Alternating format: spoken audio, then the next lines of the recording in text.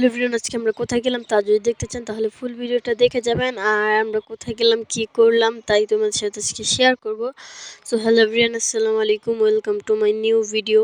আবার একটি নতুন ভিডিও নিয়ে চলে আসলাম। ভাবলাম যে না আলসামো করা যাবে না, এবার একটা ব্লগ ছেড়েই দিই, এই জন্য আরেকটা ব্লগ ছেড়ে দিচ্ছি। আর গাইস, তোমরা তো আমার এই শপিং ভিডিওটা দেখছো, আমি পার্ট 2টা দিতে চাইছিলাম কিন্তু 2টা দিতে পারিনি। কারণ হচ্ছে গিয়ে গাইস মার্কেটে গিয়েছিলাম, মার্কেটে প্রচুর পরিমাণে ভিড় ছিল, ভিড়ের কারণে আমি পার্ট 2 দিতে পারছি না। So sorry guys. কয়েকদিন আগে তোমরা তো দেখেছো যে আমরা ঢাকা যাচ্ছি, এখন আমরা বাড়িতে চলে যাচ্ছি। সো এটাই ব্লগ শেয়ার করবো। আর কমলাপুর পুরোটা আমি দেখাচ্ছি।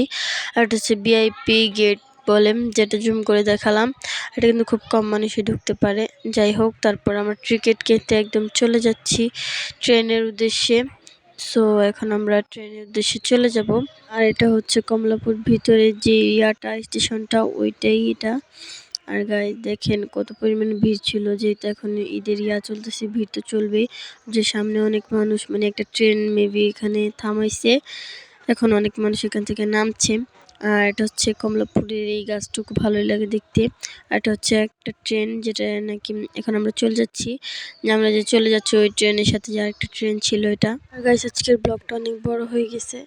সো এখানে আমি তোমাদের সাথে ট্রেন জার্নি শেয়ার করবো, যে সাধারণত ট্রেন জার্নিগুলো কিরকম হয়ে থাকে। আর গাইস তোমরা তো অনেকেই ট্রেন ভ্রমণ করেছো। গাইস কারা কারা ট্রেন জার্নি করেছো তারা কমেন্ট বক্সে বলে যাবা। আর গাইস এখন আমরা চলে যাচ্ছি। আর গাইস আমাদের মোট খরচ পড়ছে হচ্ছে গিয়ে 800 টাকা, কারণ কমলাপুর ওইখান থেকে 200 টাকা আর ট্রেনে 600 টাকা লাগছে। মানে আমরা টিকিট কাটছি ঠিকই কিন্তু সিট পাইনি, এই জন্য তারপর আমাদের একটা টিটিকে টাকা দিয়ে তারপর বসা লাগছে। উনি সিট দিছে, মানে তারপর ওখানে বসে আসছি। আজকের সাথে আমার সাথে ছিল আমার আম্মু, কাকি আর আমার ছোট ভাই।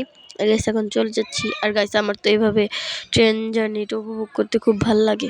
আর গাইস আজকে আমি ভয়েস ওভার কি দিব তা আমি ভেবে পাচ্ছি না যে কি ভয়েস ওভার দেওয়া যায়। আর গাইস এখানে প্রকৃতির দৃশ্য। গাইস আমার ভয়েস ওভার দিতে কষ্ট হচ্ছে, তাও আমি ভয়েস ওভার দিচ্ছি। গাইস আমি রোজা রেখে ভয়েস ওভার দিচ্ছি, তো তোমরা প্লিজ একটা লাইক, কমেন্ট, শেয়ার এবং সাবস্ক্রাইব করে দিও। আর গাইস ও দিক দিয়ে একটা ট্রেন যাচ্ছিল। আর গাইস আমি ভয়েস ওভার দিতে নিলে আশেপাশে কি বলবো, চিল্লাচিল্লির আওয়াজ সব, যখন আমি ভয়েস ওভার দিই তখনই আসে। আর গাইস এখানে ট্রেন যাচ্ছিল, পুরো ট্রেন ভর্তি ছিল। আর গাইস এটা হচ্ছে দেওয়ালগঞ্জ, মেবি আর কোনো একটা নাম হবে। ওদিক দিয়ে ইয়াটা পরে, কমলাপুর যাইতে এই রাস্তাটা পরে। আর গাইস আসার সময় আমাদের সাথে একটা প্রতারণা হয়েছিল, সেটা হলো ওই টিটি আমাদেরকে বসাইছে ভালো কথা, কিন্তু উনি আমাদের থেকে টাকাও নিছে বেশি বেশি। বসার পর তারপর উনি বলতেছে কি যে উনি আর টিকিট দেয় না আমাদেরকে, টিকিট না দিয়ে উনি বলে কি দেয়ালগঞ্জ আসার পরে যে আপনারা এখানে নেমে যান। তারপর আমরা এখানে নেমে পড়ছি। তারপরে আর ওই কমলাপুরে ভিডিওটুকু আর তোমাদের সাথে শেয়ার করতে পারিনি।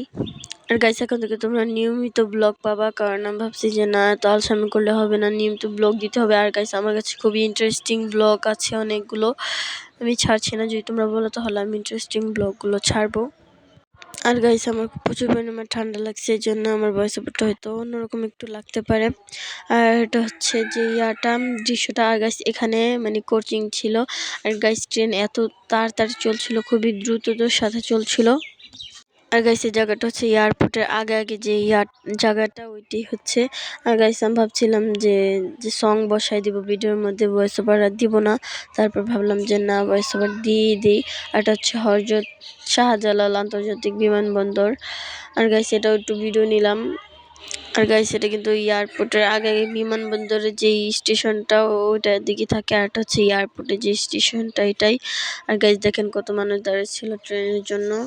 আর গাইস দেখেন কি অবস্থা, কি বলবো, পুরো একদম ভিড় দিয়ে ভরা। গাইস 25 রোজার পর থেকে তার ভিড় হবে, কারণ সব কারখানা, মেল কারখানা সব ছুটি দিবে। আর গাইস যারা নাকি ট্রেন জার্নি করেন মাসে 1-2 বার হলেও বা নিয়মিত করেন, যারা নাকি গেছেন তারাই চিনবেন এই এয়ারপোর্টটা, কিন্তু খুবই জনপ্রিয় জায়গা। এয়ারপোর্টে বেশিরভাগ মানুষ নেমে পড়ে। আর গাইস এখন চলে যাচ্ছি এয়ারপোর্ট ছেড়ে। কতটা দূরে যাওয়ার পরে যখন নাকি গাজীপুরের কাছাকাছি, তখনই আমরা চলে যাচ্ছি।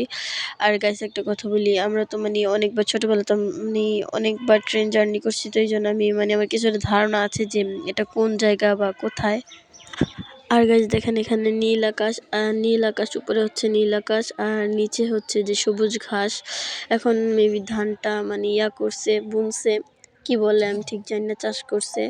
আর গাইস দেখেন এখানে কত গাছপালা দিয়ে ভরা, একদম মানে জঙ্গল টাইপের।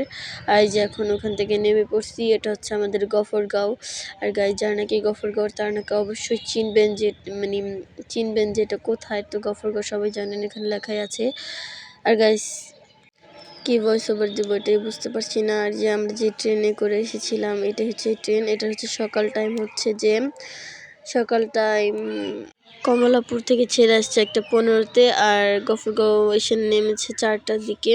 ঠিক আছে, এখন এই ট্রেনটা চলে যাবে। এই ট্রেনে করে কিন্তু আমরা এসেছি। আর এটা হচ্ছে ফুল ট্রেনটা আমি দেখিয়ে দিচ্ছি। বেশ, আর যতক্ষণ না এটা ছাড়ছে ততক্ষণ আমি এখানে দাঁড়িয়েছিলাম।